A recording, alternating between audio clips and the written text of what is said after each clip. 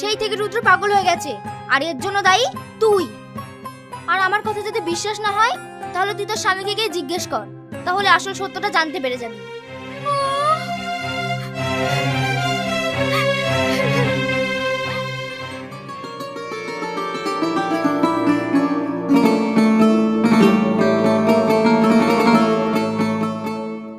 দাঁড়াও, এত রাত্রে তুমি কোথায় গিয়েছিলে? Don't touch me. তোমার এই নোংরা হাত দিয়ে কখনো আমাকে টাচ করবে না। তোমার কি মাথা খারাপ হয়ে গেছে? এসব তুমি কি বলছো? হ্যাঁ, আমার মাথা খারাপ হয়ে গেছে। তোমার মতো নোংরা জঘন্য ছেলে যে আমার স্বামী, এটা ভাব